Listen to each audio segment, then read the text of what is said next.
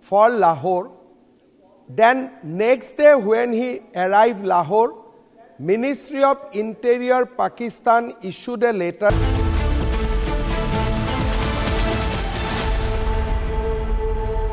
MDH की हल्दी मिर्ची धनिया करे कमाल, ये रंग दे, ये खुशबू दे, ये तीखा, ये कम पड़े, क्या निराला MDH मसाला। केसरिया से मन जोगी हुआ रे, दिल झूमे देखो मतवारा हुआ रे, केसरिया से मन जोगी हुआ। हर पल मनाओ केसरी त्योहार। विमल बोलो जुबान Kesari.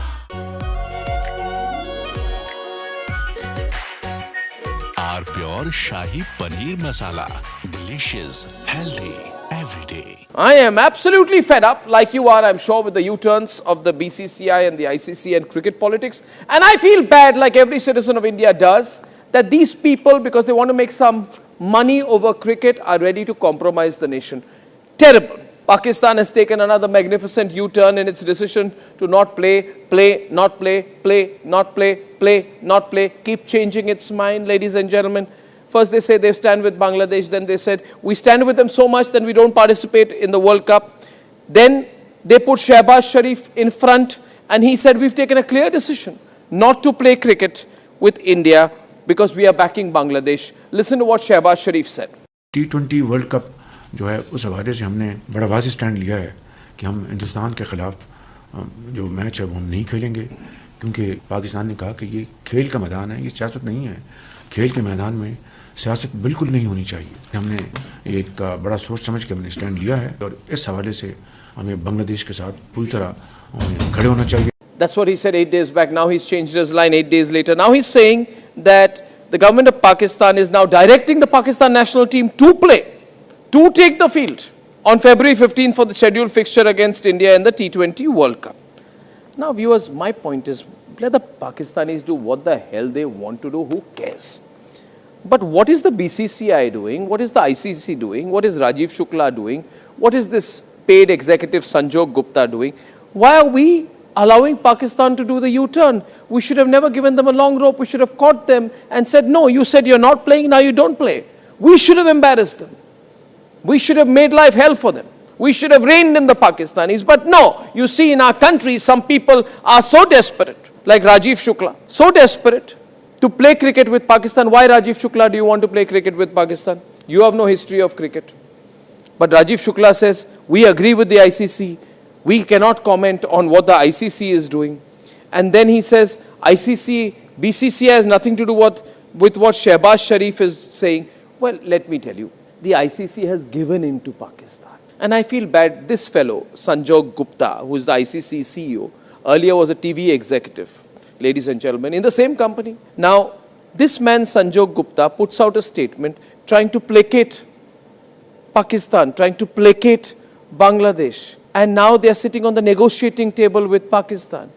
They didn't put any fine on Pakistan for all its tantrums. They gave in. This man, Sanjog Gupta, a simple paid executive, he has given in to the demand of hosting further matches in Bangladesh. So he's compromised India, directly or indirectly, and I'm saying, who the hell is he to do that?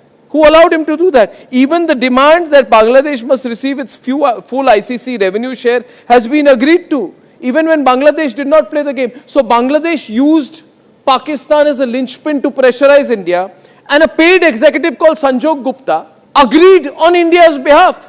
And why am I saying India? Because ICC is controlled by BCCI, there's no difference. Ladies and gentlemen, this is crazy. Who is this man? How did he become? Has ICC become the new SARC? Is ICC the governing body of South Asia? From Asia's largest news headquarters, setting the agenda for Bharat.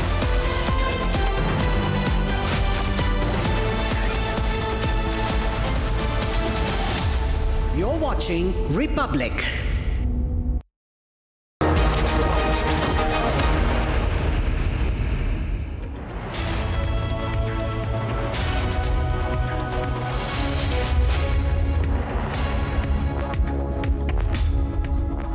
Thank you for joining us on Republic TV. You're watching the live report, ladies and gentlemen. This Saturday afternoon, breaking news updates. We had a live feed coming in from Assam as the Prime Minister lands in the first emergency landing airstrip in the northeast. That and more coming up on the show, 12 p.m. Here are the headlines.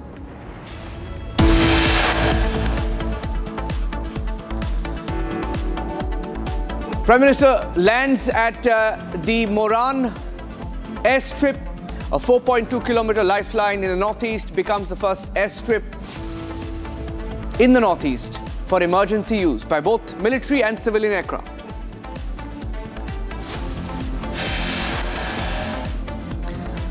Strategic airstrip close to both China and the Myanmar border, used for rapid deployment in case of a warlike situation.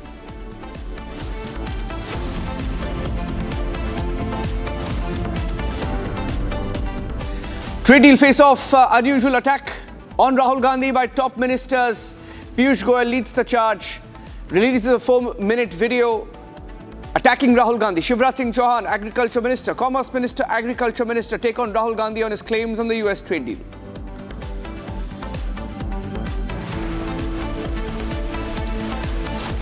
Piyush Goyal says fake farmers belonging to the Congress were called by Rahul Gandhi for a photo op to try and question the US trade deal.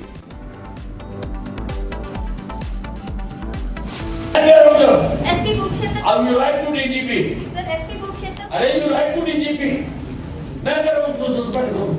Sir, मैं DG sir को. मैं कह रहा हूँ उसको suspend करो. आपने खाली execute कर रही है मेरा. On camera, Anil Vij, Haryana Minister, facing off with an IPS officer over suspension of a policeman accused of fraud.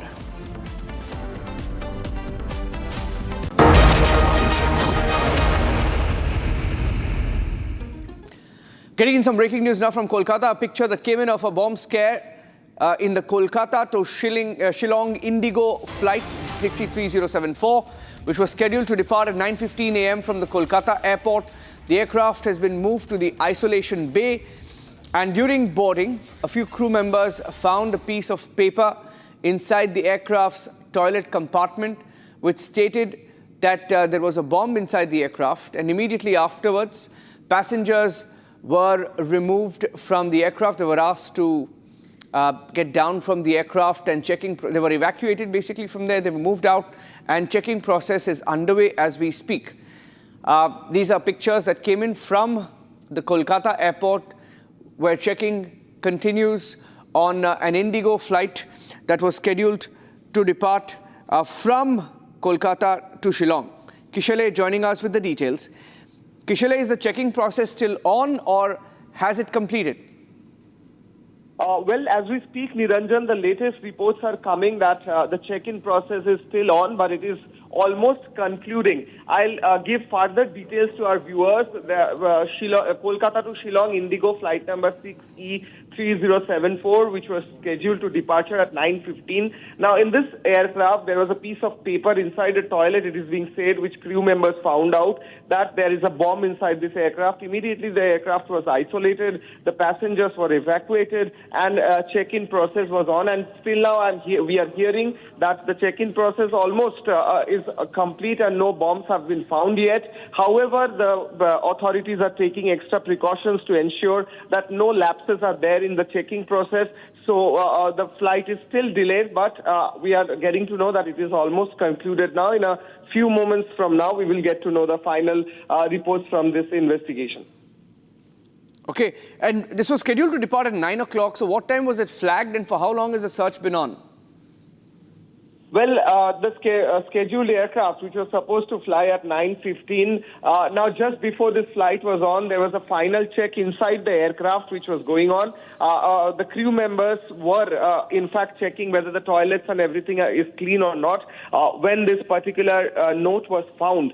And when this note was found, immediately the flight was halted and a few passengers were also evacuated from the aircraft. We are getting to know that the passengers are still waiting. and the flight will be departing once the checking process is over. Now, it has been a few hours now, almost 3.5 hours now, that the passengers are waiting inside the airport. On the other hand, the passengers who were removed from the aircraft are being told that the flight will depart after the checking process will be over, and we are getting to know that almost the process is complete. However, a few last moment checkings are going on still now to avoid any discrepancies and to avoid any lapses. Okay, stay with me. Pinky is also joining us live. Pinky is at the airport. Let's go across to her. Pinky, situation क्या है? आप airport पे है? क्या हुआ था? What did the note say? And what is the latest on the search operations? Pinky. देखिए 9 बजे कोलकाता से शिलोंग में एक फ्लाइट जाने के बात चल रही थी, फ्लाइट जाने के बाद था, और उस फ्लाइट जो अटेंडेंट है वो टॉयलेट से एक चिरकुट उनको मिलता है, एक नोट मिलता है, एक सादा जो सफेद एक चिट्ठी जैसा, और वहां पर लिखा रहता है कि इस जो फ्लाइट जो कोलकाता से शिलोंग जाने वाला है उस फ्लाइट में बॉम्ब रखा हुआ है। इस मैसेज को मिलते ही वो लोग एटीसी को खबर देते हैं, एटीसी से खबर जाता है सीआईएसएफ को, सीआईएसएफ से खबर भी जाता है बिधरनगर पुलिस स्टेशन में भी। आपको ये बता दूं, अभी तक सर्च ऑपरेशन चल रहा है, 12 बजने को है, 3 घंटे लगभग हो गया है, मगर अभी तक सीआईएसएफ की तरफ से जो dog squad, bomb squad, CISF का पूरा फोर्स जो चेकिंग चल रहा था आइसोलेशन बे में, इस फ्लाइट पे अभी तक कोई भी ऐसा विस्फोटक या कोई कुछ नहीं मिला है।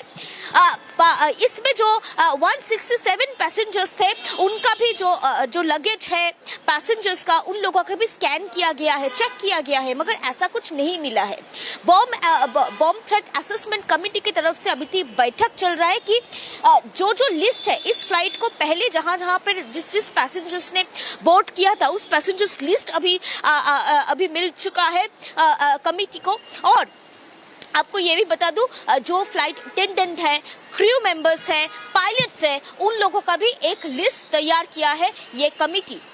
कैसा एक चिरकुट या नोट इस टॉयलेट में आया था ये भी देखने का बात और इन्वेस्टिगेशन चल रहा है। आपको बता दूं कि 1 बजे तक ये फ्लाइट छोड़ दिया जाएगा। ऑल क्लियरेंस अभी तक नहीं मिला है, अभी भी सर्च हो गया है, मगर ऐसा कुछ अभी भी नहीं आया है। ऑल क्लियरेंस मिलते ही ये जो फ्लाइट है जो शिलोंग जाने वाला है वो फ्लाइट छोड़ दिया जाएगा। मगर आपको ये बता दूं कि कोलकाता जो कोलकाता एयरपोर्ट है उसमें पहले भी ऐसा थ्रेट मैसेज आया होगा, ईमेल आया है, फोन आया है, मगर कभी भी ऐसा चिरकुट में या नोट में या सफेद चिट्ठी में टॉयलेट में रखा गया हो, ऐसा बहुत रेयर केसेस में हुआ है। इसीलिए इस घटना को एकदम से ही लाइटली ले नहीं रहा है authority.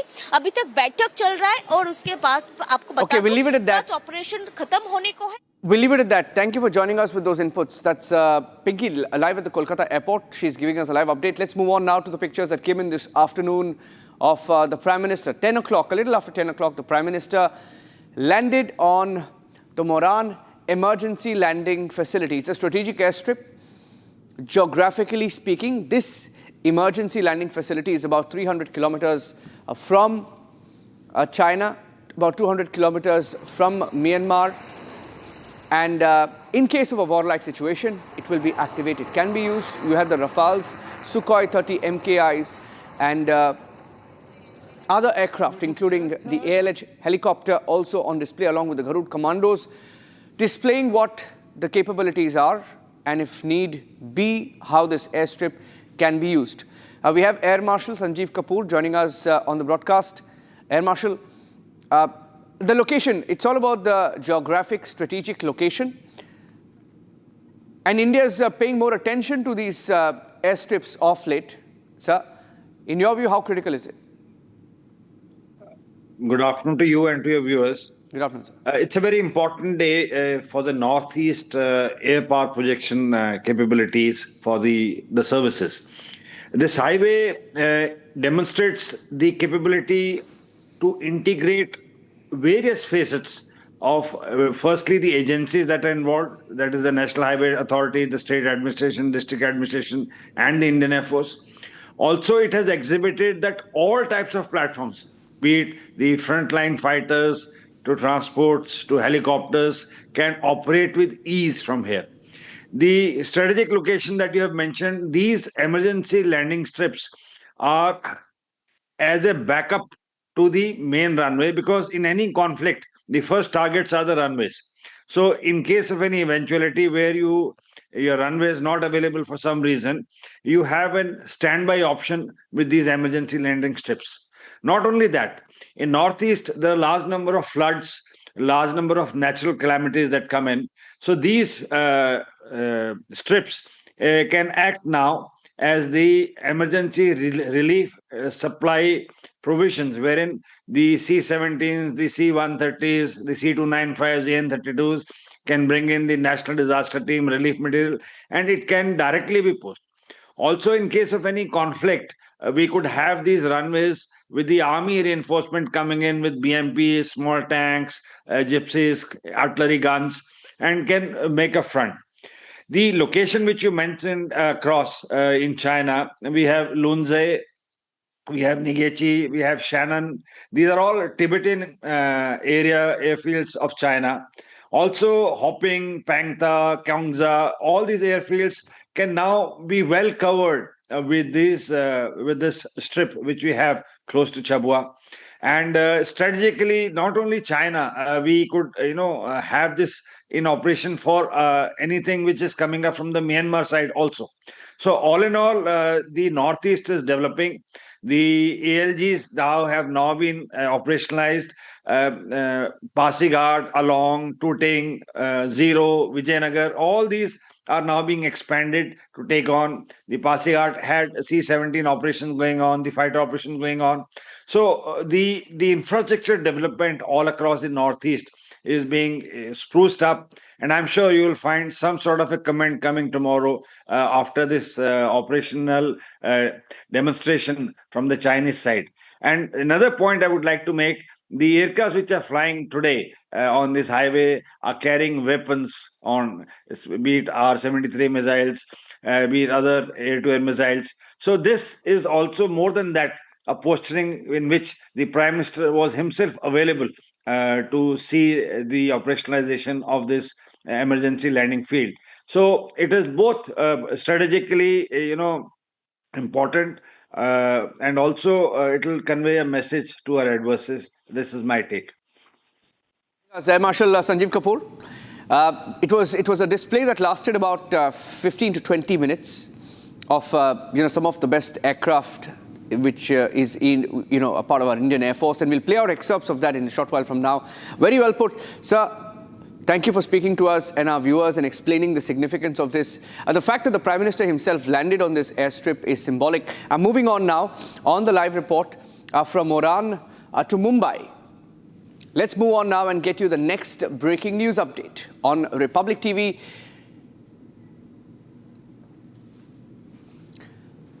The budget session has witnessed a face-off between the government and the opposition, mostly Rahul Gandhi, over the trade deal.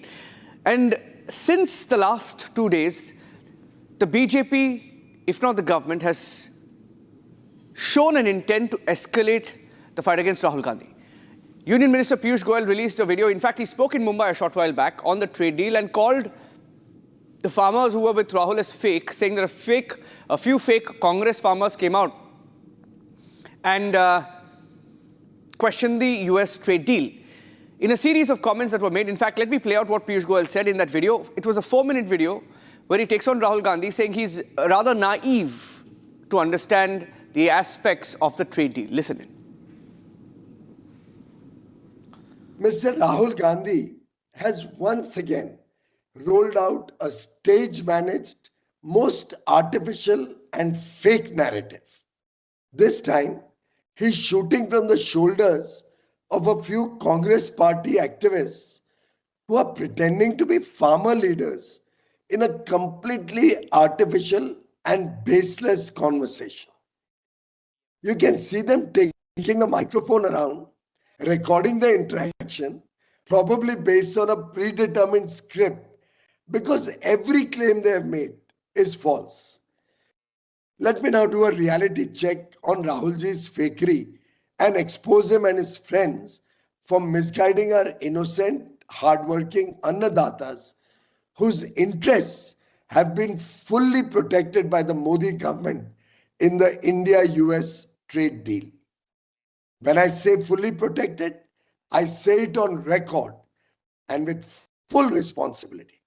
We have protected the interests of all our farmers, and this is an agreement that will help our farmers, fishermen, hardworking youth, MSMEs, startups, artisans, and Vishwakarmas. I've already announced many times that soya meal and maize, that is corn, has not been given any concession whatsoever, and hence does not hurt any farmers' interests. By repeating it again and again, they are only trying to scare the farmers with their lies. Similarly, on apples, I have categorically explained many times since 7th February how our apple farmers are fully protected. India already imports 550,000 tons of apple every year. The demand is much more than production. In fact, the person in Rahulji's video is also saying that. We have not allowed unlimited import of apples in this agreement. We have only given a small quota, much less than our current imports, and that too will be allowed at a minimum import price of 80 rupees per kilo, on which a duty of 25 rupees will be charged. That is, the landed cost will be 105 rupees per kilo against the current landed cost of imported apple of 75 rupees a kilo. Tell me how that hurts the farmers, Rahulji. Another comment was made about walnuts. We are already importing in India 60,000 tons of walnut in a year to meet the demand, against which we have only given a quota of 13,000 metric ton at a slightly reduced import duty. How will that hurt any farmers? What a shame that Mr. Rahul Gandhi falsely claims that they had closed the doors to imports during Congress rule. The fact is, when Congress was in government, India used to import nearly $20 billion of agricultural products, including dairy products. Whenever there is a shortage of certain agricultural products, they are imported right from the days of Congress rule. Mr. Rahul Gandhi, जवाब दो, कब तक झूठ बोलते रहोगे और किसको गुमराह कर रहे हो? क्यों देश के किसानों के साथ बेवफाई कर रहे हो? बड़ा दुख होता है आपके रवैये से. Mr. Rahul Gandhi stands completely exposed as a drama artist and a relentless peddler of fake, baseless allegations and fabricated stories. Prime Minister Shri Narendra Modi ji has always been a well-wisher of our farmers, our Annadatas. He has introduced so many schemes to support our farmers and make India Atmanirbhar. He will always protect the interests of farmers and the nation's progress. Kisan Surakshit, Desh Viksit. In fact, Piyush Goyal even held a news conference today to question Rahul Gandhi. The entire news conference was on the budget, but towards the end, when questions were asked, he called Rahul Gandhi naive, unable to understand the aspects of the trade deal. Moving on next to a video that came in from Haryana, where a minister, Anil Vij, during a grievance meeting in the state, this meeting turned extremely tense following an exchange between the minister, Anil Vij, where he tries to pull up a police officer. This is the district superintendent of police. This video, after a local resident raised allegations against a police officer over a land sale dispute, currently under investigation. Anil Vij directed that the police officer be suspended immediately. However, the SP on stage fought back, saying that he belonged to another district and she could not suspend him. Here's what happened, the full exchange between Anil Vij and the SP.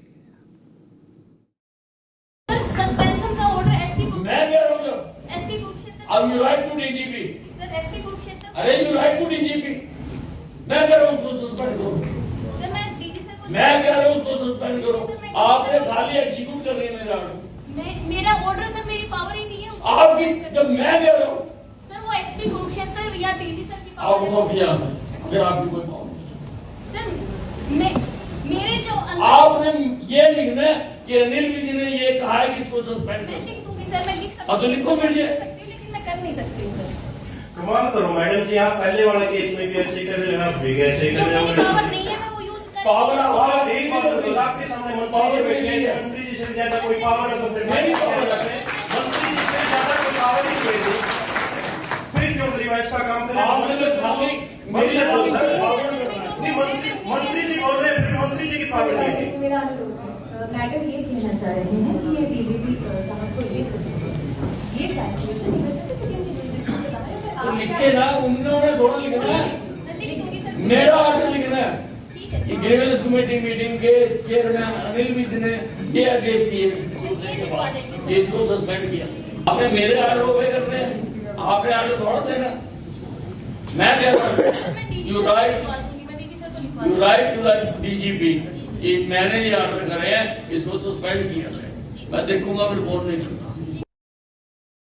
Suspension का order SP को मैं कह रहा हूँ SP Kurukshetra अब you write to DGP. Sir SP Kurukshetra अरे you write to DGP, मैं कह रहा हूँ उसको सस्पेंड करो। सर मैं डीजी सर को मैं कह रहा हूँ उसको सस्पेंड करो। आपने खाली एग्जीक्यूट कर रही है मेरा ऑर्डर।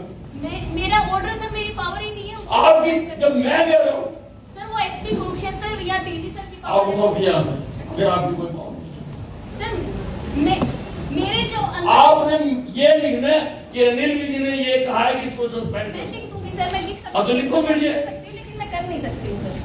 कमाल करो मैडम जी, आप पहले वाला केस में भी ऐसे कर रहे हो, आप भी ऐसे कर रहे हो। पावर नहीं है, मैं वो यूज कर पावर आप एक बात बताओ, आपके सामने मंत्री जी बैठे हैं, मंत्री जी से ज्यादा कोई पावर है तो फिर मंत्री जी से ज्यादा कोई पावर नहीं मिलेगी, फिर क्यों रिवाइज का काम करें? मंत्री जी बोल रहे हैं, फिर मंत्री जी की पावर नहीं है। मेरा मैडम ये कहना चाह रहे हैं कि ये बीजेपी साहब को लिख ये ट्रांसलेशन नहीं कर सकते क्योंकि उनकी जुरिडिक्शन से बाहर है। तो लिखे ना, उन्होंने थोड़ा लिखना है, मैं लिख दूंगी सर, मेरा ऑर्डर लिखना है कि ग्रीवेंस कमेटी मीटिंग के चेयरमैन अनिल विधि ने ये आदेश दिए कि इसको सस्पेंड किया। आपने मेरे आर्डर ओबे करने हैं, आपने आर्डर थोड़ा देना। मैं कह रहा हूँ you write to the DGP कि मैंने ये आर्डर करे हैं, इसको सस्पेंड किया है। मैं देखूंगा, फिर रिपोर्ट नहीं करूंगा। Okay, we'll take a short break at this point. Coming back with breaking news updates in the headlines. More and more ministers are responding to Rahul Gandhi. We have some more breaking news lined up after this short break. Stay tuned.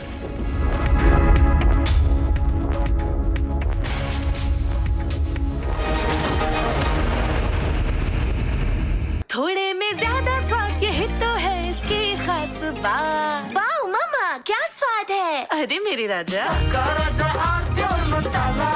रानी, इस घर में कुछ है जो टूटता नहीं। ये pillar कभी नहीं टूटेगा। रुंगटा स्टील टीएमटी से बना। रुंगटा नहीं तो घर स्ट्रॉन्ग नहीं। रुंगटा स्टील टीएमटी बार एकदम solid.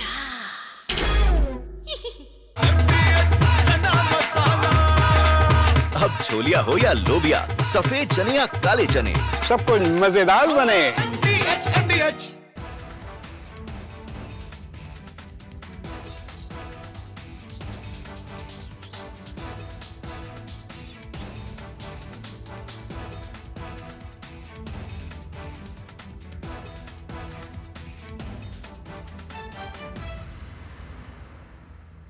Himanta Biswa Sarma, good evening.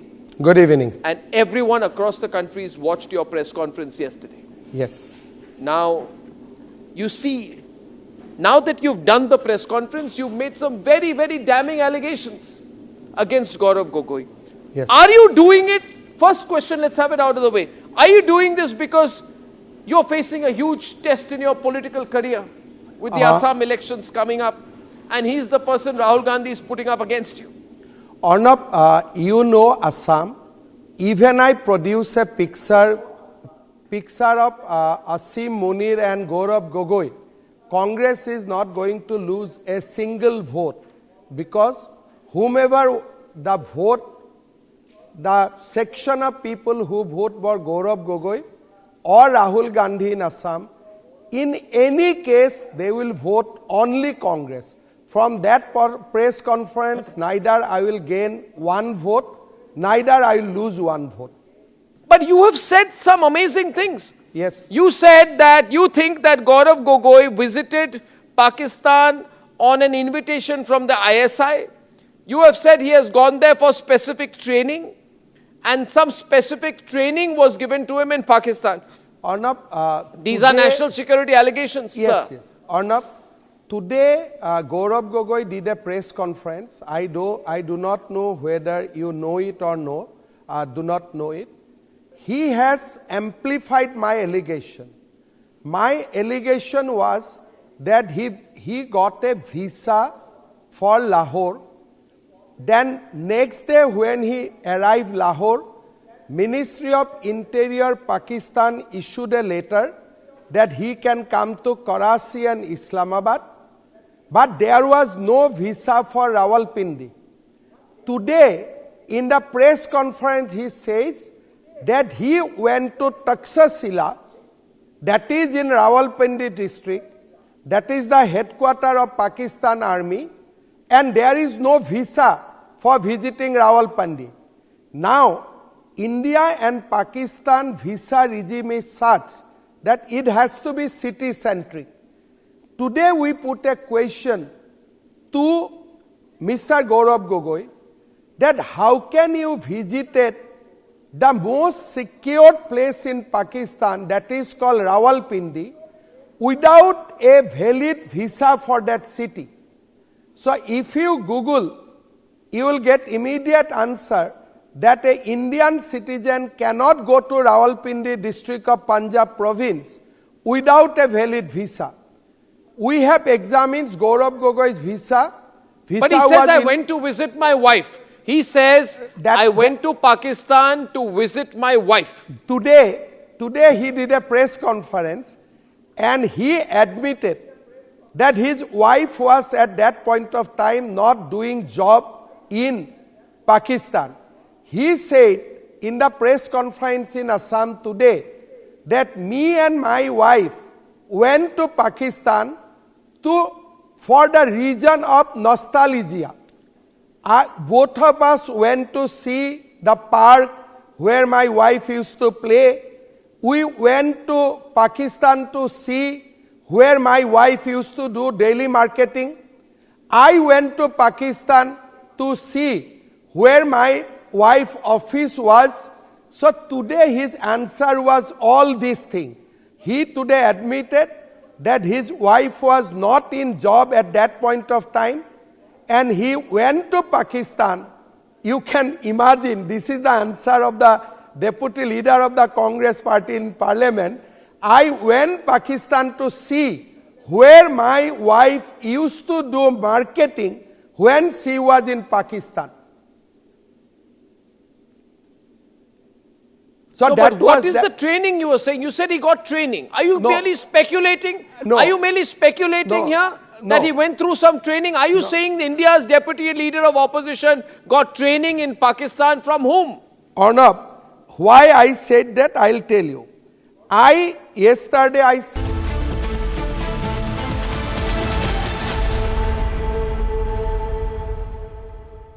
आधे बाउल दही में 4 चम्मच MDH चटनी पुदीना मसाला डाला, स्टर करो, पुदीना चटनी तैयार। MDH चटनी पुदीना मसाला।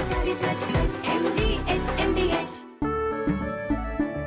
केसरिया से मन जोगी हुआ रे, दिल झूमे देखो मतवारा हुआ रे, केसरिया से मन जोगी हुआ। हर पल मनाओ केसरी त्योहार।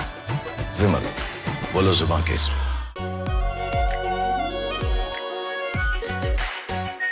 Are pure shahi paneer masala, delicious, healthy, everyday. I am absolutely fed up, like you are, I'm sure, with the U-turns of the BCCI and the ICC and cricket politics. And I feel bad, like every citizen of India does, that these people, because they want to make some money over cricket, are ready to compromise the nation.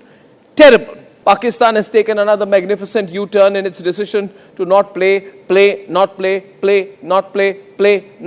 keep changing its mind, ladies and gentlemen. First they say they stand with Bangladesh, then they said we stand with them so much that we don't participate in the World Cup.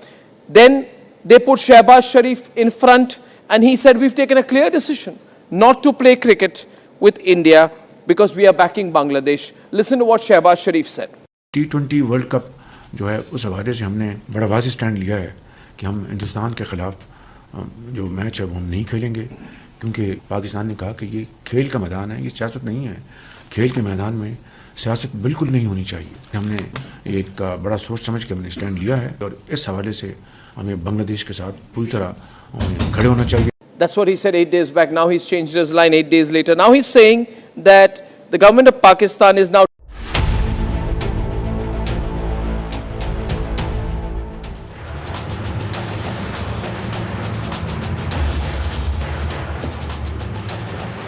A very warm welcome to the latest edition of Republic Defense. Ladies and gentlemen, I am Rakshita Mishra with you, bringing you the top stories from the world of defense and strategic affairs that we're tracking for you this edition.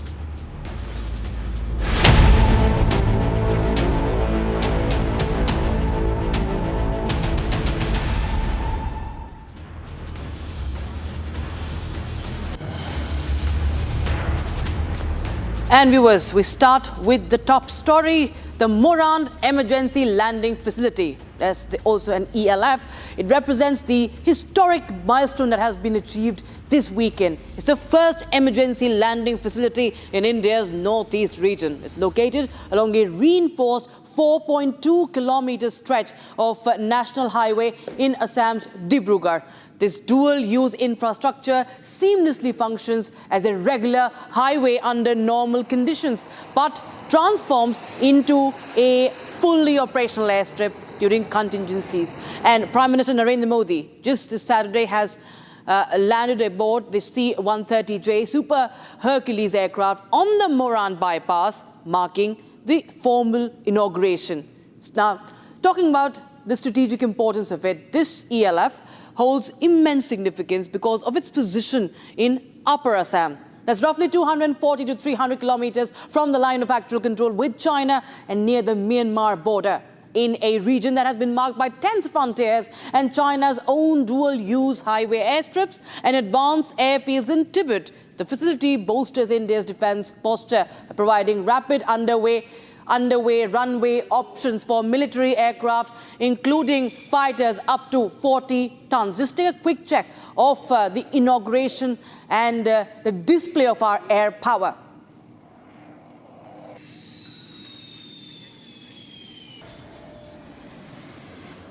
We'll just show you. So viewers, from Rafales to the Globemaster, they were all on display. And in Moran, Republic TV has been reporting from the Moran airstrip in Assam. And we'll just tell you what this lifeline really means for this, for India, the strategic significance of it. We'll just go full frame with the information on that. It's 300 kilometers away from the China border. Remember, viewers, that there has been a lot of infrastructure build-up from China near the LAC. Now, India has also put up this airstrip just 300 kilometers away from the LAC. This is near the China border, and it's 200 kilometers also, importantly, from the Myanmar border.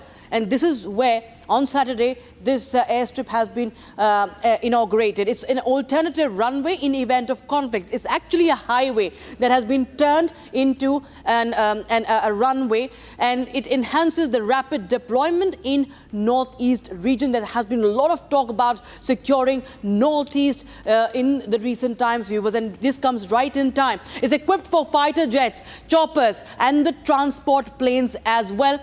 And this is why we see that this is one of the first such in the region of Northeast. It also helps in airlifting relief material, because in times of floods, in times of natural disasters, this airstrip will be very, very essential. And beyond the conflict also, another uses the evacuation efforts, building for security and disaster response, as we just told you.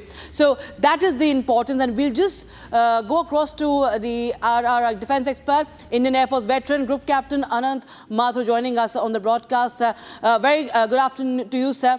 And Group Captain Mathur, this is very much close to the China border and also to Myanmar border, a runway from a highway to a runway. Sir, if you could just shed some light on the strategic importance of this. Hi, good afternoon, Rakshita. This is the Valentine's Day gift by the Indian Air Force and the Prime Minister to the country. The importance of this has to be ascertained in light of Op Sindoor also, because you understand that how Indian Air Force had taken out the airfields of Pakistani Air Force and they had rendered them unusable. Under these circumstances, it is extremely important for our fighters which are there in the air at any given time to have an emergency landing facility should such a situation arise in our context. The second aspect that has been brought out by you also is the help in terms of disaster relief. In disaster relief, not only should we have an airfield, equally important, we need helipads. So there is a proposal for putting on helipads in high areas so that even if there is flooded all around them, helicopters can safely land. We all know that Brahmaputra basin every year has a flooding problem, and the help provided by the Indian Air Force is vital in ensuring that relief operations are carried out. As far as China is concerned, there are several dual-use airfields across the border, and India over the last decade has been making very strong efforts. There are a total of 9 emergency landing fields planned for in the Northeast region, including 5 in Assam, and this is just the start of the first one.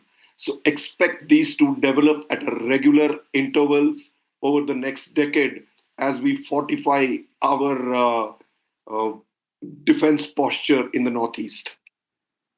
Absolutely, sir. That, of course, becomes very, very important as far as the strategic location of this is concerned, sir. Do you expect that some more of more such moves will be taken up in future? And if so, where you think is it important to provide such a boost? See, definitely, like I told you, 9 are being planned in the Northeast, and out of these, 5 are in Assam. Doctrinally, right now we are referring to them as emergency landing fields. The phase 2 of using an emergency landing field, the moment you provide refueling facilities and arming facilities, it becomes a virtual airfield which can be prepared within a few days' notice. It would require logistical support to ensure that if an aeroplane lands there after a mission, you can refuel it. If the missiles have been expanded, you put the missiles on. If the bombs have been expended, you rearm it with those bombs. And once that is done, the aircraft is ready for the next mission. Right, it can ensure shorter turnaround times. It can ensure quick, what we call as TRS, or a turnaround servicing for the aircraft for the next mission. So that's the level 2 of the ELF. It does not remain an emergency landing facility anymore. It becomes a virtual subsidiary airfield. Right, sir. Many thanks, Group Captain Mathur, for joining us on the Republic Defence this afternoon. Thank you, Ramesh. And viewers, now on to one of the big stories from defence, viewers, the controversy surrounding the Army veterans, the Indian Defence Forces veterans. The tax exemption has made news following the Union Budget's finance bill. It revokes a century-old income tax exemption on disability pensions for the armed forces personnel who sustain disabilities but continue to be in service. First, we'll tell you what is this really about. Now, the disability pension for armed forces personnel has traditionally been fully exempt from income tax. This practice dates back to 1922 and continued under the Income Tax Act of 1961. Now, a disability pension is a financial benefit. In fact, it's actually a right. It's not even a benefit. It's their right, provided to the armed forces personnel who have suffered or aggravated disabilities in course of service, and despite that, some of them do continue with their term. So it typically comprises of two parts: a service element based on the length of service and a disability element that's based on the percentage of disability accessed by a medical board. Now, over the years, this tax exemption has generally applied not only to the personnel who were out of service due to serious disability, but also to many who continued serving despite their injuries and they later retired. They were superannuated. Now, in 2019, the Income Tax Department issued a circular attempting to restrict this exemption only to those who were medically invalided out. However, now this move was challenged in the court and the Supreme Court, and Supreme Court stayed its implementation, allowing the broader practice to continue. Now, right now, if we talk about what's happening in the latest, is that the issue has resurfaced with the proposal once again seeking to limit the tax exemption only to those discharged on medical grounds. And in the budget, the government is looking to amend the Income Tax Act to restrict the full tax exemption on disability pensions only to personnel invalided out of service due to bodily disability attributable to or aggravated by military duty. So just in short, viewers, what I want to make you understand is that these are changes for those who have completed their term despite the disability. So they will be taxed.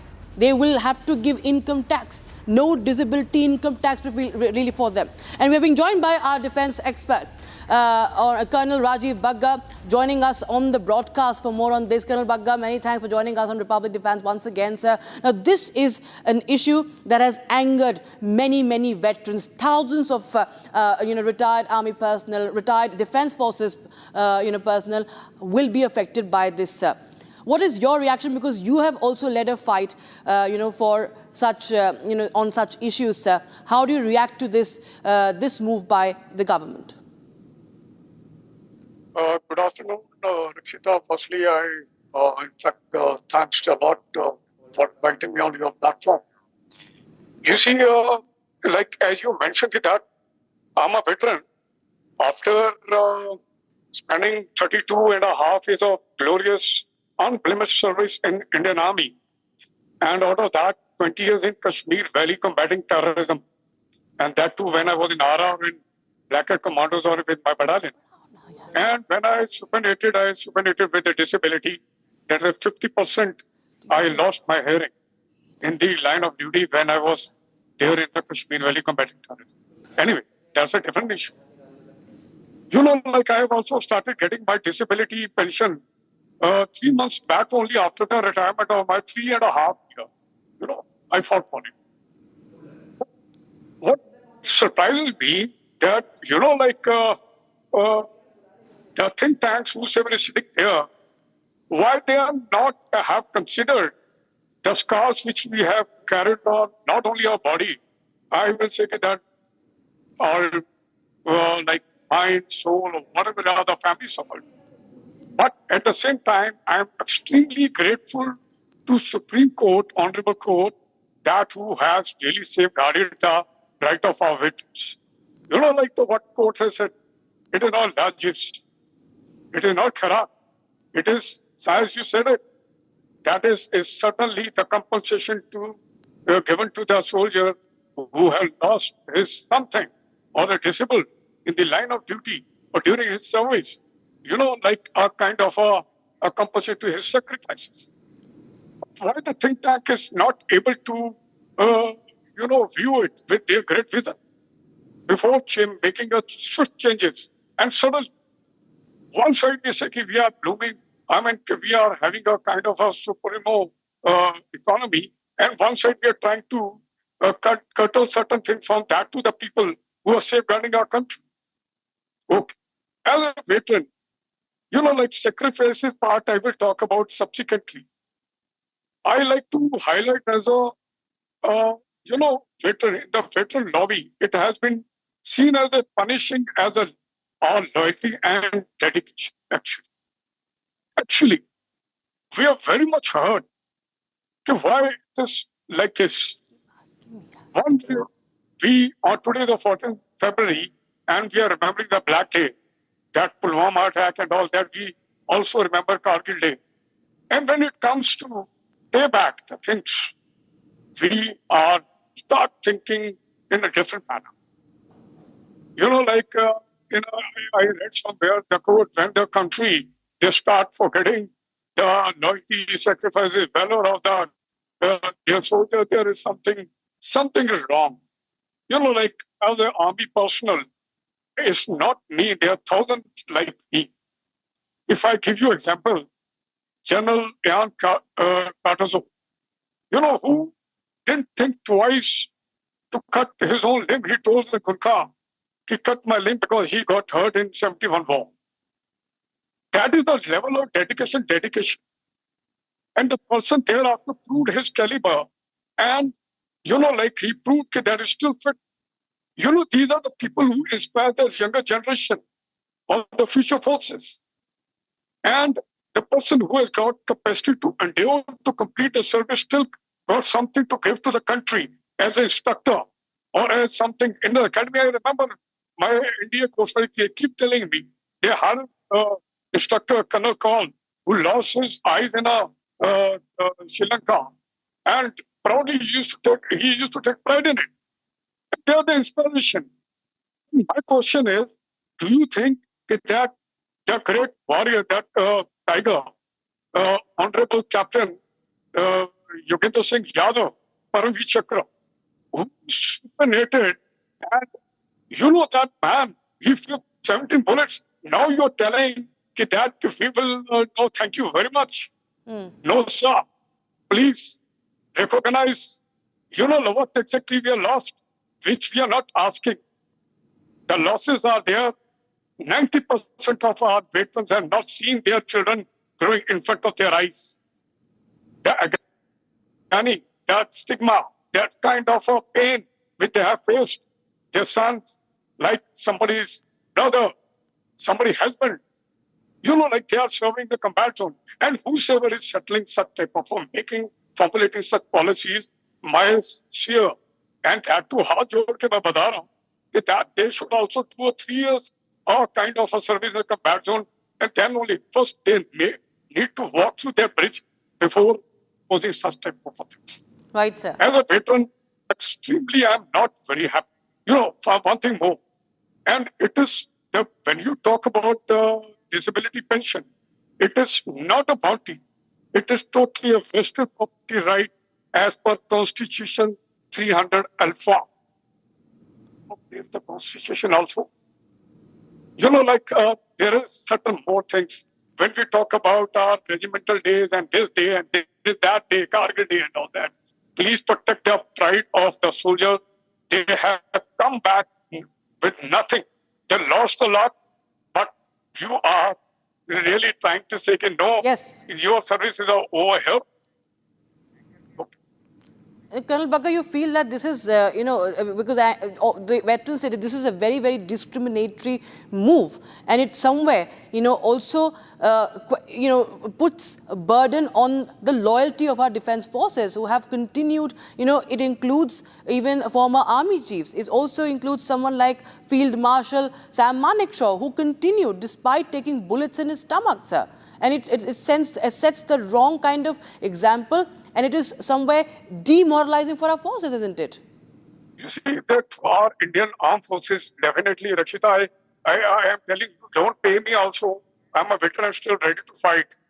We are not the same. We are just asking whatever is written. And suddenly, after 100 years, you make a swift change. Like I tell you about. Another part is, when you said no discrimination, why are you dividing that disabled soldier in 2 categories? And you are again challenging the right of equality. That is again written in our the same Constitution, Para 30. I think there is something you need to really channelize. Right, please. sir. That is what exactly my Absolutely. petition, that do not respect our soldiers, protect their pride. I think we are not asking for anything extra. We are just asking that whatever we have lost, it should be compensated. But if you are not in a position to compensate, kindly do not boast about our, economy or so and we are soldiers. Yes. We will protect our country without pay or whatever happens. But when it comes to protect our right and pride, we will fight. Right, sir. Colonel Rajiv Bagga, always a pleasure having you. Thank you so much for raising your voice on this matter and also speaking to us on Republic Defence once again. Shifting focus now to the other stories, ladies and gentlemen. The Defence Acquisition Council, DSC, chaired by Rajnath Singh, the Defence Minister, has given a green signal for defence procurement proposals that's worth 3.60 lakh crore rupees to strengthen the capabilities of our armed forces. And at the heart of this deal is the acquisition of 114 Rafale aircraft for the Indian Air Force. The fleet composition includes 88 single-seat fighters, 26 twin-seater trainer variants, and have all been configured for land-based operations. And once the full order is delivered, the Indian Air Force's Rafale inventory is expected to rise to nearly 150 aircraft. Rafale definitely was a hero, amongst other heroes. During Op Sindoor, there were a lot of other heroes also. Yes, Rafale is the buzzword. आपने वो word इस्तेमाल किया. It is the buzzword. Indian Air Force is looking forward to inducting a lot more MRFA aircraft, whether that is going to be Rafale or any other, presently under deliberation, and a concrete decision on this has not yet been taken. And so therefore it will not be correct for me to comment at the moment. But yes, Indian Air Force is definitely looking forward to induct a lot more of these newer generation aircraft into our inventory, and the sooner the better. That is as far as your question is concerned. Viewers, why is it important is that India had previously inducted 36 Rafales under a 2016 agreement that marked the platform's first entry into Indian service. Now, under the current plan, the first 18 Rafale aircraft will be delivered in flyaway condition. That means they will be fully manufactured in France and handed over ready for operational deployment. Now, the remaining 96 aircraft will be made in India through licensed manufacturing. Now, the Rafale represents the most advanced combat aircraft in Indian Air Force service and is widely regarded as its primary force multiplier, played a key role in Operation Sindoor. And hence, now, this deal is very much important, not just in terms of imparting the firepower, but also enhancing made in India production. And as we understand, the DSC has cleared the deal for the procurement of these Rafales, with 80% of them to be manufactured in India. So there's going to be local production as well. And viewers, as we end with the visuals that have come in from Jammu Kashmir's Letpura, today is the 14th of February, viewers, and we remember our martyrs of Pulwama. The 185 CRPF battalion headquarters wreaths were laid as we remember the martyrs of Pulwama attack. 40 of our CRPF jawans sacrificed their lives in the attack by a suicide bomber and a convoy carrying our CRPF personnel. The cowardly attack is remembered today, in the stories of braveries being remembered today. They are India's eternal heroes. Here's a tribute to them. Thanks for watching. Jai Hind.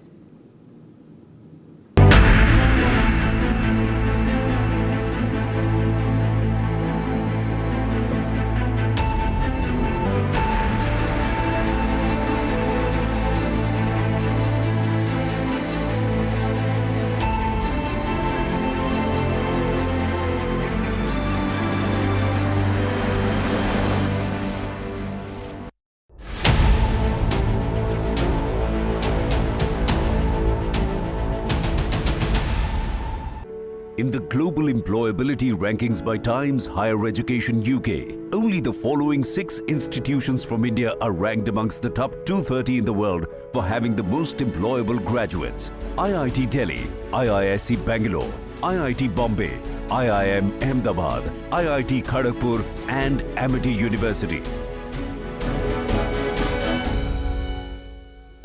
Pure सूजी pasta उबालो मिलाओ और खाओ 8 minute में तैयार क्या test है सबका राजा are pure मसाला दादी के हाथों का जादू और खुशबू से महकता घर माँ की मुस्कुराहट और खाने की सुगंध MDH गरम मसाला क्योंकि हर रिश्ता है स्वाद से जुड़ा।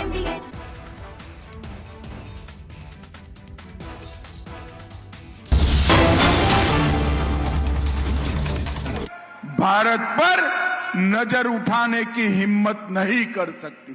இன்று நம்முடைய பிரியமான மாண்புமிகு பாரத பிரதமர் நரேந்திர மோடி அவர்களின் அரசை பார்த்து எந்த ஒரு தீய சக்தியும் கண்ணெடுத்து கூட பார்க்க முடியாத நிலைமை நமக்கு ஏற்படுத்தியிருக்கிறார் நம்முடைய மாண்புமிகு பாரத பிரதமர் நரேந்திர மோடி அவர்கள்। मोदी जी ने भारत को समृद्ध करने के साथ साथ सुरक्षित करने का भी काम किया है। நம் பாரத நாட்டிற்கு மோடிஜி அவர்கள் வளமையை மட்டும் அளிக்கவில்லை வலுவான பாதுகாப்பையும் அளித்திருக்கிறார்। मित्रों, पुडुचेरी की जनता ने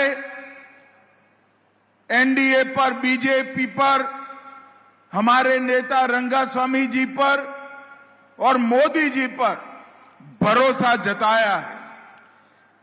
நண்பர்களே, நம்முடைய புதுச்சேரி வாழ் மக்கள் என்டிஏ மீதும் பிஜேபி மீதும் ரங்கசாமி அவர்கள் மீதும் அன்புக்கு உரித்தான நம்முடைய மோடிஜி மீதும் மிகப்பெரிய நம்பிக்கையை வைத்திருக்கின்றார்கள்। 2021 असेंबली इलेक्शन में पुदुचेरी की जनता ने 44% वोट दिया। 2021 ஆண்டு நடந்த புதுச்சேரி சட்டப்பேரவை தேர்தல்களிலே புதுச்சேரி மக்கள் நமக்கு 44 விழுக்காடு ஆதரவு அளித்திருக்கின்றார்கள்।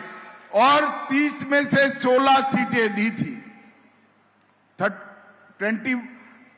16 आउट ऑफ 30। 30 16 நமக்கு சீட்டுகளை அளித்திருக்கின்றீர்கள்।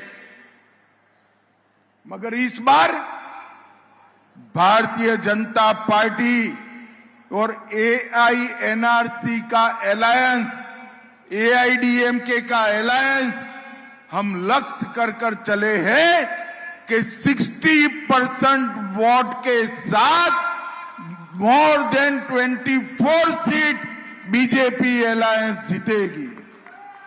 ஆனால் இந்த முறை நாம் நம்முடைய கூட்டணி கட்சிகள் பாரதிய ஜனதா கட்சியோடு சேர்ந்து என்ஆர்சி, அஇஅதிமுக இந்த கட்சிகள் எல்லாம் சேர்ந்து 60% வாக்குகளை பெறுவோம்। நாம் 24 இருக்கைகளையும் நமக்காக்கிக் கொள்வோம்। मित्रों, हमारे 5 साल जो गड्ढा कर गए थे नारायण, वो गड्ढे को भरने में गए हैं। இங்கே முதலமைச்சராக இருக்கக்கூடிய திரு நாராயணசாமி அவர்கள் நமக்கு இங்கே சிறப்பாக ஆட்சியை அளித்துக் கொண்டிருக்கின்றார்।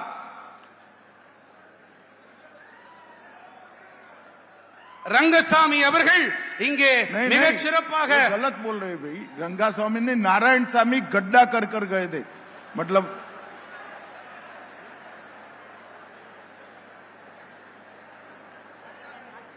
ये सुराना समझाओ भाई। இப்பொழுது முதலமைச்சர் ரங்கசாமி அவர்கள் ஆட்சிக்கு முன்னால் இருந்த நாராயணசாமி அவர்கள் மிக மோசமான ஆட்சியை இந்த புதுச்சேரிக்கு அளித்திருக்கின்றார்। 5 साल तक कांग्रेस सरकार ने यहां पर भ्रष्टाचार और एक प्रकार से अव्यवस्था का माहौल बनाया था। அந்த மோசமான ஆட்சியை அளித்த அந்த 5 ஆண்டுகளில் இங்கே ஊழல் மட்டும் இல்லை, இங்கே அமைப்புகளும் சரியாகவே இயங்கவில்லை, சீர்கேடு உச்சத்தில் இருந்தது। 5 साल में हमने भ्रष्टाचार समाप्त करा, अव्यवस्था को व्यवस्था में बदला है और समय है अब अगले 5 साल पुदुचेरी को विकसित पुदुचेरी बनाने का टाइम आ गया है। இந்த கடந்த 5 ஆண்டுகளிலே நாம் சட்டம் ஒழுங்கையும் சீர் செய்திருக்கின்றோம், அமைப்புகளையும் மீள் நிர்வாகம் செய்திருக்கின்றோம். அடுத்ததாக நாம் வளர்ச்சி பயணத்திலே அடுத்த ஆண்டு மேலும் பயணித்தாக வேண்டும். मित्रों, अगले 5 साल हम सब दृष्टि से पुदुचेरी को विकसित बनाने का संकल्प लेकर आगे बढ़ रहे हैं. அடுத்த 5 ஆண்டுகளிலே புதுச்சேரியை வளர்ச்சி அடைந்த ஒரு பிரதேசமாக ஆக்க வேண்டும் என்ற மன உறுதிப்பாட்டோடு நாம் பயணிக்க இருக்கின்றோம். पहले समय था पुदुचेरी के फैसले दिल्ली के दरबार में गांधी परिवार लेता था. अब पुदुचेरी के फैसले पुदुचेरी स्वयं ले रहा है. முன்னர் அரண்மனை தில்லி அரண்மனையிலே புதுச்சேரியை சேர்ந்தவர்கள் அங்கு போய் ஐயா உள்ளேனையா என்று அங்கு ஆஜர் கொடுக்க வேண்டி இருந்தது. இப்பொழுது புதுச்சேரி தானே சுயமாக இயங்கக்கூடிய ஒரு அமைப்பாக ஒரு அரசாங்கமாக ஆக்கப்பட்டிருக்கிறது. अगले 5 साल हम 3 सेक्टर पर कंसंट्रेट कर आगे बढ़ने वाले हैं. அடுத்த 5 ஆண்டுகளிலே நாம் 3 துறைகளில் நம்முடைய பெரு கவனத்தை செலுத்தி ஆட்சி அமைக்க இருக்கிறோம், ஆட்சியை வழிநடத்த இருக்கின்றோம். पुदुचेरी के मछुआरों का प्रोडक्ट विश्व के बाजार में जाए ऐसा इकोसिस्टम बनाना है. புதுச்சேரியின் மீனவர்களின் அவர்களுடைய பொருட்கள் அவை உலக சந்தைகள் வரை கொண்டு சேர்க்கப்பட்டாக வேண்டும் என்பது நம்முடைய முதல் உறுதிப்பாடு. पुदुचेरी के युवाओं के लिए यहां पर आईटी, एआई, ट्रेन सॉफ्टवेयर और डेटा सेंटर की इंडस्ट्री का सेंटर बनाना है. புதுச்சேரியை இங்க இருக்கக்கூடிய குறிப்பாக இளைஞர்களுக்கு ஒன்று தெரிவிக்க விரும்புகிறேன். தகவல் தொழில்நுட்பம் ஐடி, மென்பொருள் சாப்ட்வேர், செயற்கை தொழில்நுட்பம் ஏஐ, தரவுகள் மையம் டேட்டா சென்டர் ஆகியவற்றின் மைய களமாக ஆக்க வேண்டும். இளைஞர்களை நான் மனதிலே கொண்டு இதை கூறுகின்றேன். और तीसरा, पुदुचेरी के हरेक युवा के रोजगारी का व्यवस्था करने का काम भारतीय जनता पार्टी की सरकार को करना है. புதுச்சேரியின் இளைஞர்களுக்கு மேலும் அதிக வேலை வாய்ப்பை ஏற்படுத்தி கொடுக்கும் அந்த பணியையும் பாரதிய ஜனதா கட்சி நிறைவேற்றி தரும். अभी मोदी जी मलेशिया गए थे. वहां पर तमिल भाषी हमारे भाई बहन बड़ी संख्या में निवास करते हैं. वहां पर मोदी जी ने मलेशिया की यूनिवर्सिटी मलाया में तिरुवल्लुवर सेंटर बनाने की घोषणा. அண்மை காலத்திலே சில நாட்களுக்கு முன்பாக பாரத பிரதமர் நரேந்திர மோடிஜி மலேசியா சென்றிருந்தார். அங்கே மலேசிய மண்ணிலே நம்முடைய தமிழ் சகோதர சகோதரர்கள் நிறைய பேர் அங்கே வசிக்கின்றார்கள். அவர்கள் மத்தியிலே மலேசிய பல்கலைக்கழகத்திலே திருவள்ளுவருக்கான இருக்கை ஒன்றை ஏற்படுத்துவேன் என்று அவர் அங்கே உறுதிப்படுத்தி கொண்டு வந்திருக்கின்றார். और मलेशिया में बसते तमिल भाइयों बहनों के लिए तिरुवल्लुवर स्कॉलरशिप की भी शुरुआत की है.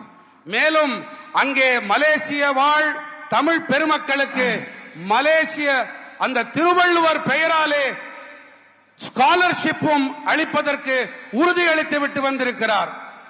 और मलेशिया में अब तमिल भाषा को अधिकृत माइनॉरिटी लैंग्वेज का स्थान भी मिल चुका है.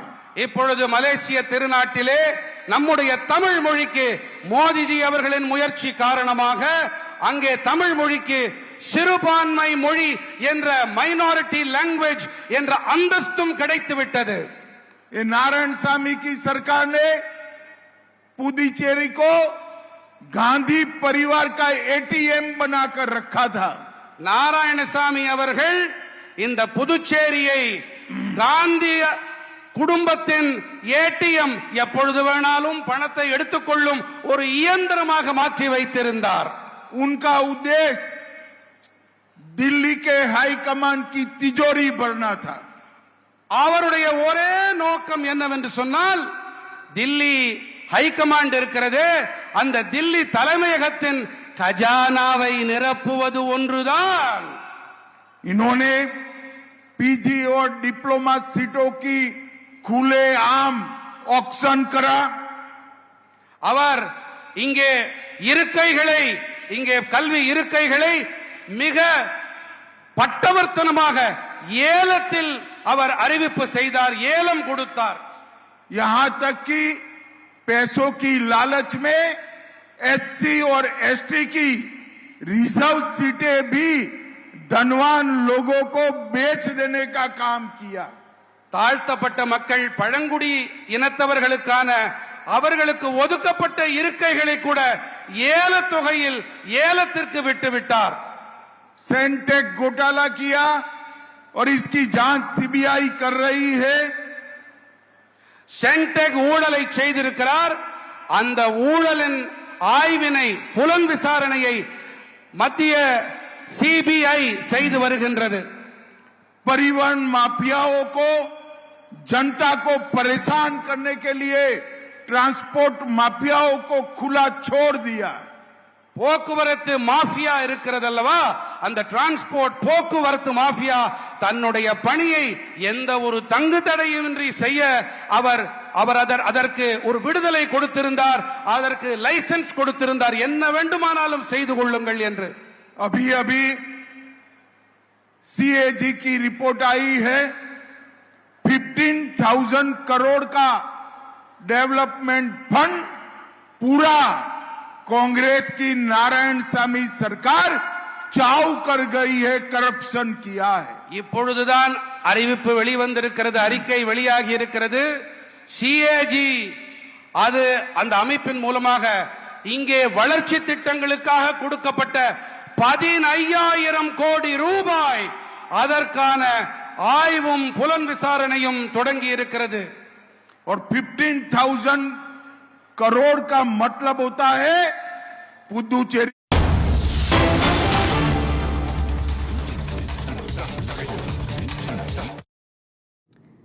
All right, a big breaking news coming in at this point in time from Mumbai, where a part of a metro pillar collapsed in Mulund area.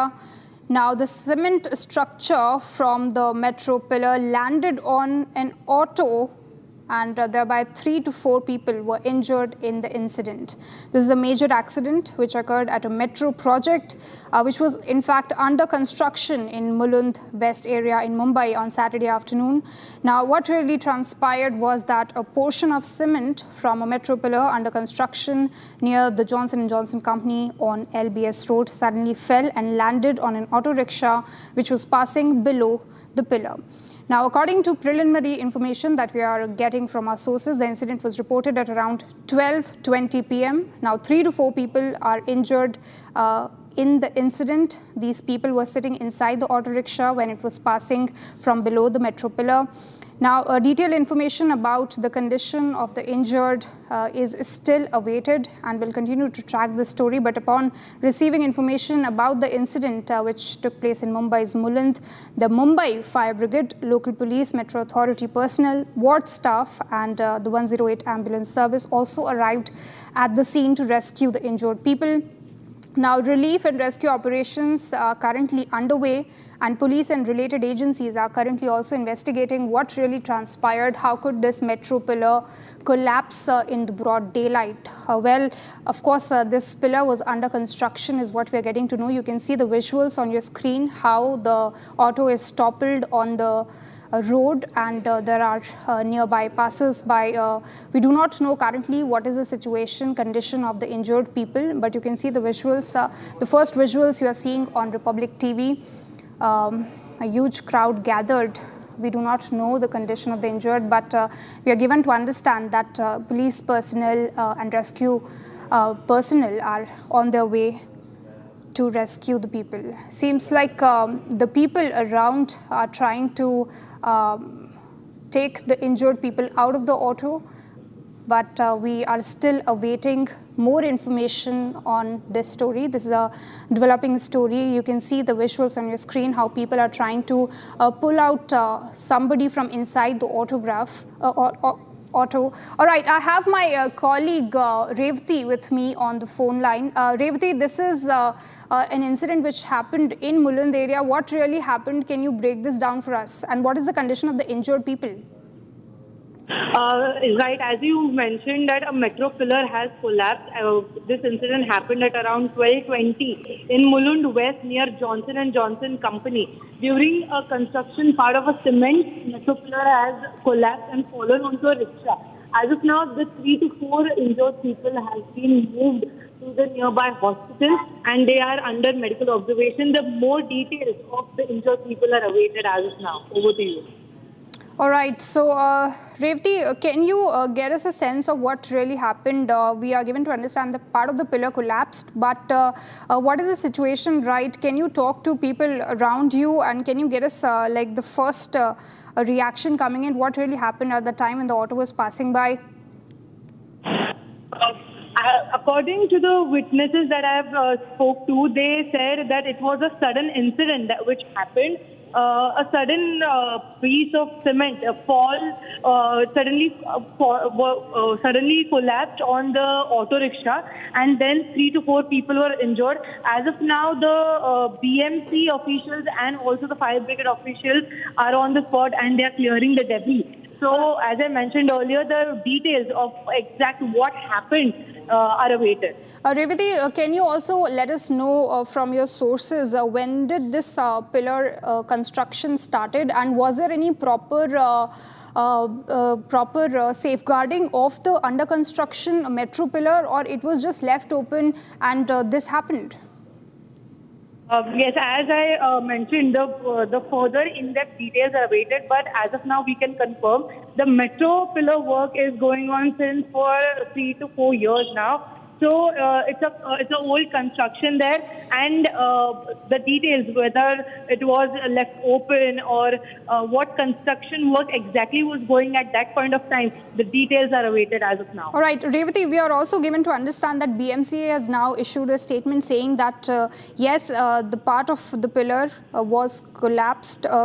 In fact, it was an under construction pillar, and part of cement metro pillar collapsed and fell on the vehicle, is what the BMC has also. Can you get us a sense of what exactly BMC has said apart from this? Right. So BMC has mentioned that, as I've rightly mentioned in their statement, that cement was collapsed on an auto rickshaw which was passing by, which has left 3 to 4 people injured, and as we can see that they have been rushed to the nearest hospital and they are under observation. They are under medical attention of the doctors there. So as of now, there is no casualty reported, but we are constantly in touch with the BMC so that we get the details of what exactly happened. All right, Revati, also trying to get a sense of when this incident took place, when the auto toppled and people sitting inside got injured. Was there any lapse on the part of police officials or the rescue personnel, or did they arrive on time and came to the rescue of them and rushed them to the hospital? Mentioned earlier that around 12:20 p.m. this incident happened. It was a time where you can see rush in Mumbai, so people immediately rushed to the help of these people, and they were rushed to the hospital, the injured ones, and BMC or fire brigade officials were immediately called when people got the sense that something like this has happened. And now the debris is being cleared, and the further investigation will be done by the BMC as well as the police officials. But now, Revati, also trying to understand, was this cement section which fell, is it now secured by the officials or is it still left open? Because anything can happen again as well. Just as I mentioned, that the debris is being cleared, and the cement that was fallen, that is also being cleared. So as of now, the operation of clearing the debris is underway. DMC officials and fire brigade officials are doing their work on front line. The team has reached the spot and it's clearing the debris which has fallen. It's clearing the part of cement which has collapsed from the metro pillar. All right. Do we also have police cordoning of the area where this incident took place, so that at least till the time we don't have a proper investigation done as to what really transpired? How could the cement part of the pillar fell on the auto? Is the area cordoned off, or is still you can see public all around? The exact incident happened. The area is as of now sealed by the police.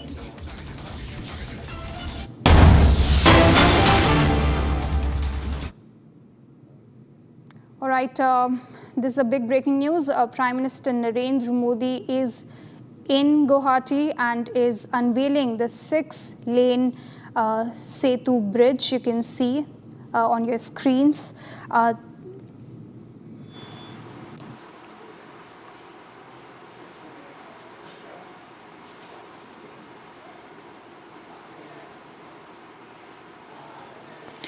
और बहुत ही hi tech तकनीक से इस पुल का निर्माण किया गया है।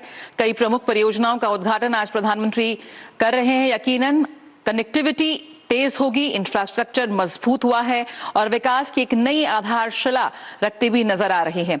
ब्रह्मपुत्र नदी पर लगभग 3030 करोड़ रुपए की लागत से निर्मित ये कुमार भास्कर वर्मा सेतु तकनीक के लिहाज से देखें, निर्माण के लिहाज से देखें, एक बेहद शानदार उदाहरण यह प्रस्तुत करता है। ये 6 lane extradosed prestressed concrete bridge Guwahati को उत्तर गुवाहाटी से जोड़ता है और ये पूर्वोत्तर भारत का पहला एक्स्ट्रा डोज्ड पुल है। इस पुल के शुरू होने से गुवाहाटी और उत्तर गुवाहाटी के बीच का जो यात्रा है वो समय घटकर महज कहा जा रहा है कि सिर्फ 7 मिनट रहने वाली है।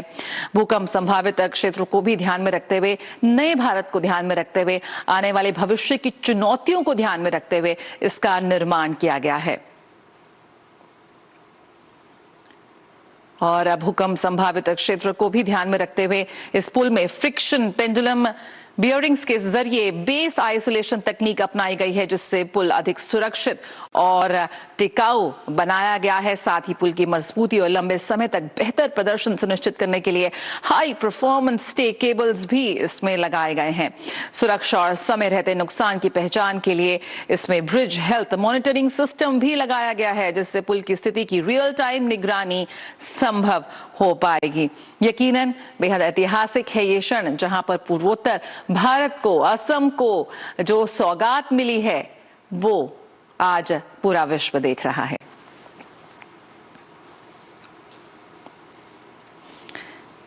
कनेक्टिविटी की बात करें, डिजिटल इंफ्रास्ट्रक्चर की बात करें,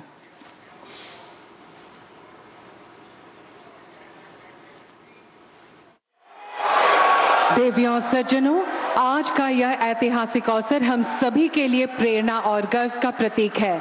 हमारे बीच पधार चुके हैं राष्ट्र को नई दिशा और नई गति देने वाले यशस्वी नेता हमारे आदरणीय प्रधानमंत्री श्री नरेंद्र मोदी जी। आइए उत्साह, उमंग और अपार गर्व के साथ गगनभेदी करतल ध्वनि से हम उनका हार्दिक स्वागत व अभिनंदन करें।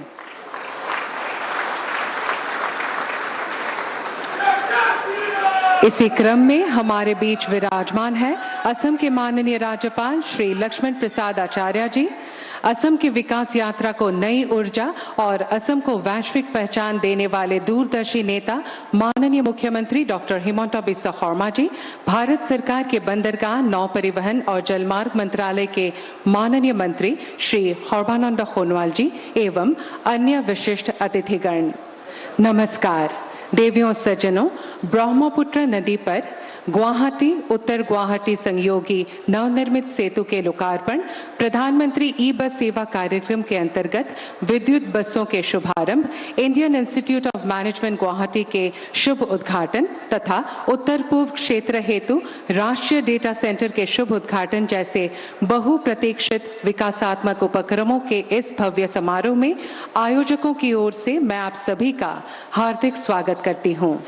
अब हम विकास और सुशासन के ओजस्वी नेता हमारे आज के मुख्य अतिथि आदरणीय प्रधानमंत्री श्री नरेंद्र मोदी जी का अभिवादन करते हैं। माननीय मुख्यमंत्री महोदय से निवेदन है कि वे कृपया उनका स्वागत एवं अभिनंदन करें। माननीय प्रधानमंत्री जी को भेंट की जा रही है असम के समृद्ध परंपरा के प्रतीक गामोसा होराई, जो असम की गौरवशाली सांस्कृतिक पहचान का प्रतीक है तथा जिसे उच्चतम सम्मान के प्रतीक स्वरूप माना जाता है, और कामरूप के तेजस्वी पराक्रमी विद्वान नृपति अभिनंदन करें। माननीय प्रधानमंत्री जी को भेंट की जा रही है असम के समृद्ध परंपरा के प्रतीक गामोसा होराई, जो असम की गौरवशाली सांस्कृतिक पहचान का प्रतीक है तथा जिसे उच्चतम सम्मान के प्रतीक स्वरूप माना जाता है, और कामरूप के तेजस्वी पराक्रमी विद्वान नृपति कुमार भास्कर बोर्मा की एक खाम शैली पेंटिंग जो असम के स्वर्णिम कपड़े मूंगा पर बनाई गई है।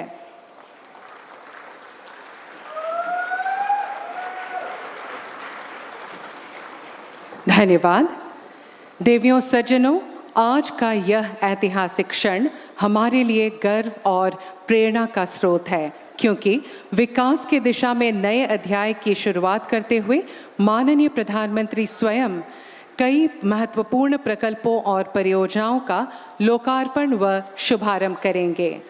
सर्वप्रथम मैं आदरणीय प्रधानमंत्री जी से अनुरोध करूंगी कि वे गुवाहाटी उत्तर गुवाहाटी को जोड़ने वाले सेतु कुमार भास्कर बोर्मा सेतु, जो ब्रह्मपुत्र नदी पर निर्मित है, उसके फलक का अनावरण रिमोट का बटन दबाकर शुभ उद्घाटन करने की कृपा करें।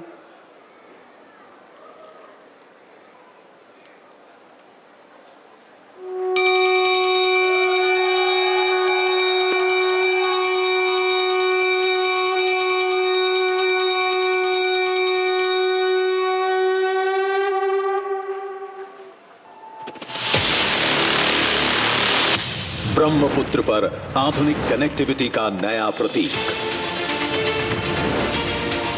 एक इंजीनियरिंग गौरव, देश का सबसे लंबा एक्स्ट्रा डोज्ड पुल, कुल लंबाई 1240 मीटर, आधुनिक भूकंपरोधी तकनीक से निर्मित कुमार भास्कर वर्मा सेतु, विकास का महासेतु।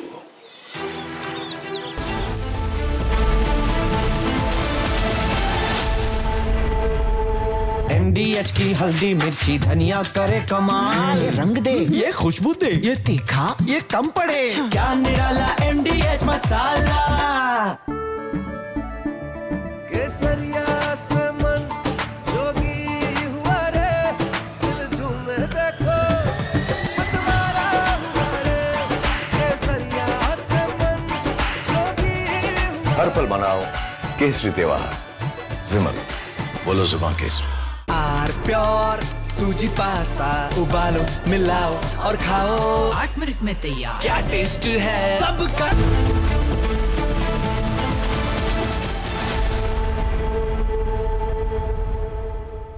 इस परियोजना को समयबद्ध रूप से पूरा करने की जिम्मेदारी स्वयं अपने कंधों पर ली। लगभग 3030 करोड़ रुपए की लागत से बने इस ऐतिहासिक सेतु के निर्माण में 53,000 मीट्रिक टन से अधिक स्टील का उपयोग किया गया है, जो लगभग 7 आईफिल टावरों में लगे स्टील के बराबर है। इसके साथ ही इसमें करीब 2.9 लाख घन मीटर कंक्रीट का इस्तेमाल किया गया है, जो इसकी भव्यता और मजबूती को स्पष्ट रूप से दर्शाता है।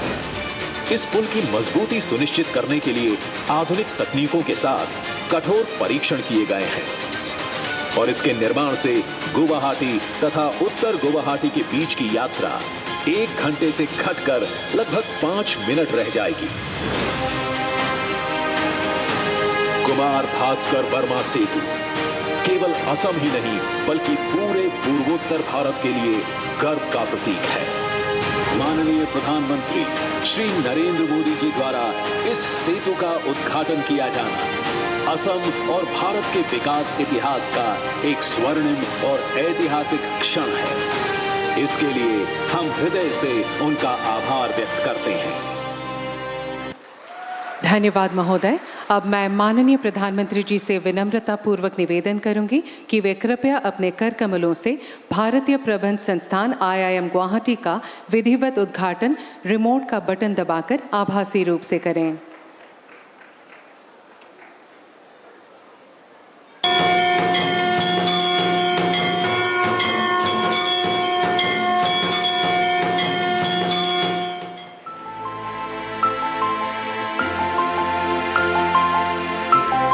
प्राकृतिक सुंदरता और असीम संभावनाओं से भरा ब्रह्मपुत्र के किनारे बसा असम का गुवाहाटी शहर माननीय प्रधानमंत्री श्री नरेंद्र मोदी जी के दूरदर्शी विजन के अंतर्गत मैनेजमेंट एजुकेशन के क्षेत्र में बनाने जा रहा है अपनी सशक्त पहचान। यहां IIM गुवाहाटी की हो रही है शुरुआत। ये नॉर्थ ईस्ट के लिए मैनेजमेंट एजुकेशन में एक बड़ा स्टेप है। शिक्षण संस्थान की जड़ें जितनी गहरी होती हैं, देश की शाखाएं उतनी ही ऊंचाइयों को छूती है। और इसलिए भविष्य के लिए भी यूनिवर्सिटी और देश के संकल्पों में एक रूपता होनी चाहिए। भारत सरकार ने IIM गुवाहाटी को अपनी औपचारिक स्वीकृति दे दी है। इस परियोजना के लिए 555 करोड़ रुपए का वित्तीय बजट आवंटित किया गया है ताकि कैंपस का निर्माण और शुरुआती 5 वर्षों का संचालन सुचारू रूप से सुनिश्चित किया जा सके। जब तक परमानेंट कैंपस तैयार होता है तब तक इंस्टीट्यूट के स्मूथ फंक्शनिंग के लिए राज्य सरकार ने एक बिल्डिंग उपलब्ध कराई है, जहां से एकेडमिक ईयर 2025-26 से IIM गुवाहाटी का काम शुरू किया जा रहा है। इस ट्रांजिट कैंपस को चलाने के लिए अगले 3 वर्षों तक करीब 35 करोड़ रुपए का ऑपरेशनल सपोर्ट दिया जाएगा और इंफ्रास्ट्रक्चर सेटअप के लिए करीब 10 करोड़ रुपए का वन टाइम सपोर्ट तय किया गया है। साथ ही पोस्ट ग्रेजुएट प्रोग्राम यानी master of business administration MBA शुरू करने की भी अनुमति दी गई है।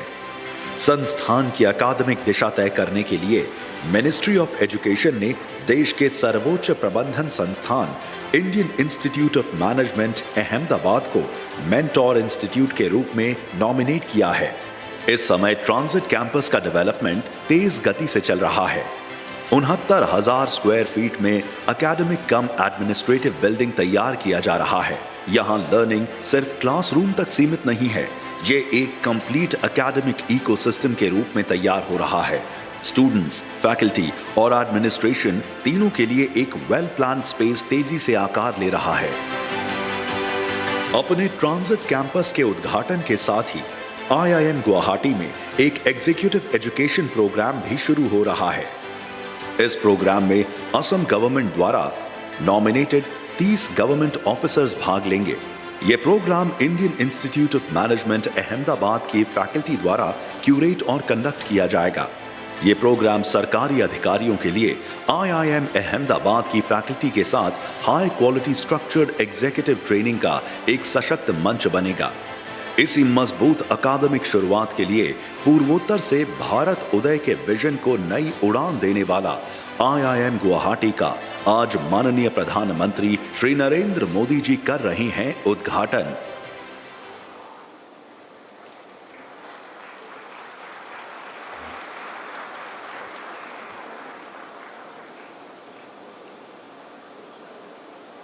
धन्यवाद महोदय। अब मैं आदरणीय प्रधानमंत्री जी से पुनः अनुरोध करती हूं कि वे कृपया उत्तर पूर्वी क्षेत्र के राष्ट्रीय डेटा सेंटर का उद्घाटन रिमोट का बटन दबाकर आभासी रूप से करें और इस महत्वपूर्ण क्षण को अति स्मरणीय बनाएं।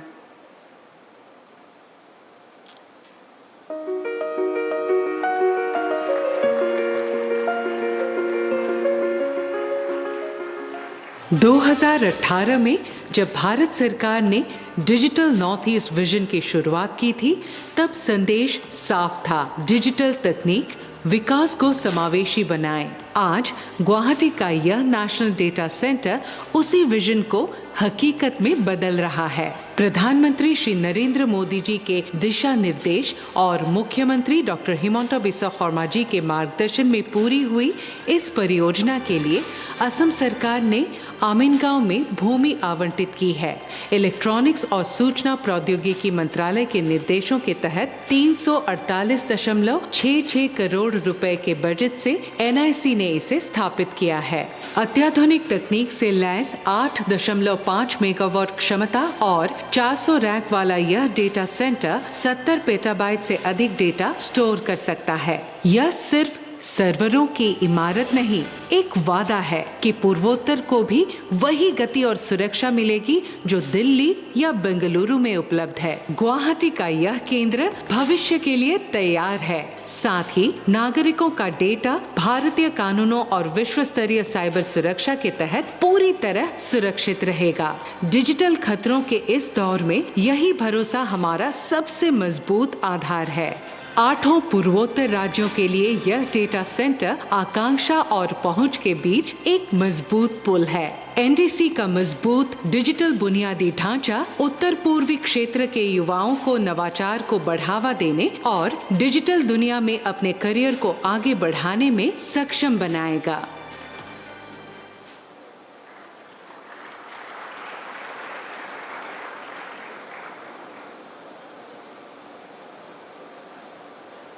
धन्यवाद महोदय। अब मैं माननीय प्रधानमंत्री जी से अनुरोध करती हूं कि वे प्रधानमंत्री ई-बस सेवा के तहत इस प्रकल्प के फलक का अनावरण रिमोट का बटन दबाकर करने की कृपा करें।